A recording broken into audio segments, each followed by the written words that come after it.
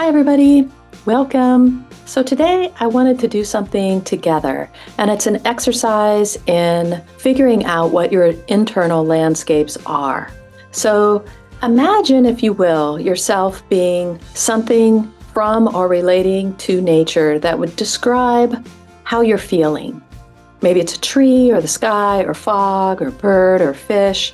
Imagine this piece of nature going through the day you most recently had. It might have been today or yesterday or maybe even right now. So take a moment to just imagine what thing or form or animal or weather or anything that's found in nature, if you had to say you were that, you're feeling like that right now, what would it be? So kind of get that in your mind's eye. Imagine yourself as that part of nature. Where are you? What's your environment look like? What are you doing? Are you going anywhere? What are your feelings and your thoughts and your intentions? What does your environment look like, smell like, feel like, and so on? Look around and take in every detail. Vividly imagine the scenario.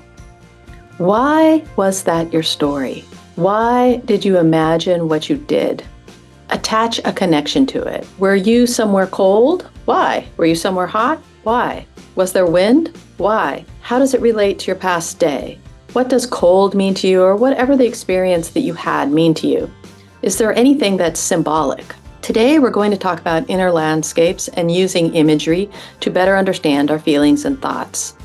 Internal landscapes are a way to communicate with your subconscious and your inner wisdom and knowing. This is the I Care About You podcast, and I'm Juliana J., and I want you to know that you can be your own change. Okay, so now that you have this image in your mind, or if it's too hard to do this while you're listening to the podcast, try it once you're done with this. Find a quiet space to imagine a landscape and then decipher it for yourself. I will also make a companion guided meditation for this practice. So if that's easier, you can wait for that. That should be out in the next couple days, and it'll follow this podcast. Give yourself 10 minutes or so to complete this practice, because you really want to go deep, look around, really experience what this landscape looks like. This can also be a journal prompt, which we did in our last journaling meetup that we had a couple days ago, and I will link that meetup in the description if you want to join the journaling group. It's ongoing. It happens every month, and we were working with internal landscapes this past month. I'll also make a video about those prompts so that you can have that as well. This is a good tool to use often whenever you are feeling spun out or overwhelmed or unsure about how you feel. Take a moment to imagine your internal landscape. This isn't role-playing or replaying a situation in your mind.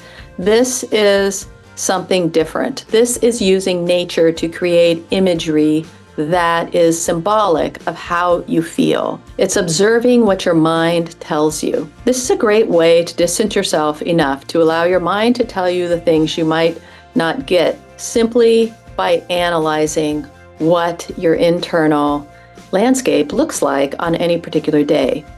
Have you ever had something happen to you and in the moment you didn't know how you felt about it, but later when you were telling someone about it, you start to articulate your feelings about the situation that you hadn't even understood or didn't even realize you felt until you started having that free-flowing conversation with another person? This exercise is kind of like that.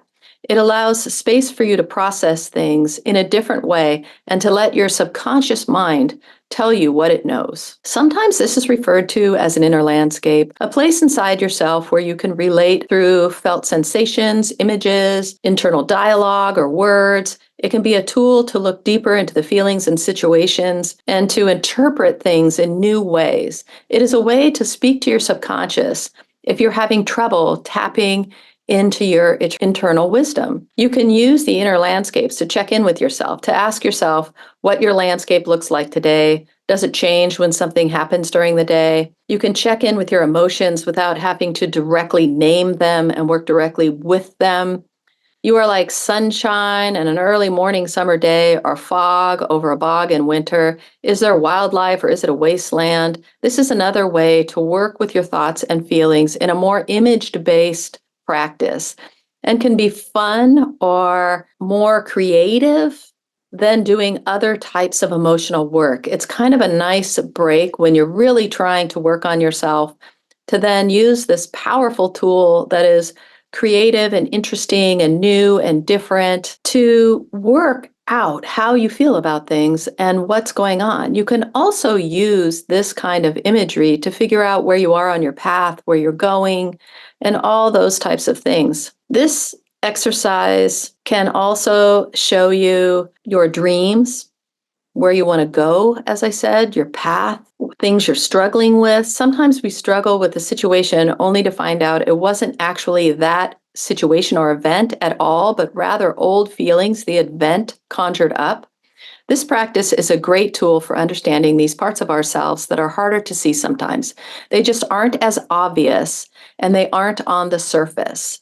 Many times I thought I felt one way about a situation, but when I've done this type of work, this imagery work, I realized that I didn't feel that way at all. I really am relating to it in a completely different way. It'll kind of blow your mind. You can also use this practice to further a creative state, but using this tool can create a safe space, a healing space, an authentic space, or all of the above at the same time. So if you're really wanting a space where you can explore your feelings and emotions, using this type of imagery can really help in just creating the space within yourself. Your inner landscape may be where you let your secrets out and you become who you want to be. It can be a space for planning or understanding goals in a way that is in touch with your inner self. Sometimes we think so rationally about our goals and life plans. We think with our outer selves, the self that we project to the outside world. Sometimes goals will then involve expectations of others, norms or societal expectations, and new things that you haven't fully processed. It may be a cultural or spiritual expectation that might not be resonating with you, but is playing a role in these goals you're trying to create or these things you're trying to do with your life. But to use the internal landscape to explore the goals is to think about how you really feel in relationship to those goals or aspirations. And it can be really liberating. It allows you to create a space of pure experimentation. It is a way to tap into how you truly feel and about your direction in life and your goals and your desires and your dreams. Keep a journal if you're so inclined. If you keep a journal of what your internal landscapes are from day to day, you will start to see patterns. From these patterns, you can create a coding system, such as when I see clouds in my internal landscape, that could mean I am upset with somebody or I'm upset with what somebody said to me. You'll start to see these patterns the more you do this work. And if you start creating a little code for yourself, it'll be really easy to understand things. It could be a color, a texture, the weather, a certain place you go to, certain animals, all kinds of things can be symbols. Has this ever happened to you? You wake up in a sunny disposition, happy and good mood, maybe even joking, and then you go on to work or somewhere, and throughout the day your mood changes, and by the time you get back home, you feel like you've entered a storm of grumpiness. That can be looked at in terms of internal landscapes. You can ask yourself, what brought on this shift? What changed? Sometimes you don't know, but when you analyze your internal landscape, the pivot points in your mood might become more apparent. Not just the actual things that happened during the day, but the emotions or thoughts or self-dialogue that may have sparked certain things to happen and certain changes in your happiness level. Your internal landscape will tell you all of this. You can carve out these practices pretty easy as you get used to it, simply closing your eyes to other stimuli and looking inward to your landscape for not even a minute. It can change lots of things if you learn to do that, and it only takes a minute tops once you get good at it. You will also be able to spot the signs and symbols of your inner landscape that tell you what's really going on. We all have signs and symbols, things from our childhood, our stories or fairy tales or events, culture, society, groups, the internet. They can all be internalized to mean different things. Some of the symbols are very specific to you, and some are a little bit more universal. For example, I have a memory of pastel-colored sugar sprinkles on an ice cream cone. Immediately, that image means summer, safety, and fun to me. Because in the context of my ice cream cone memory, those were the emotions that I felt in that moment of getting that ice cream.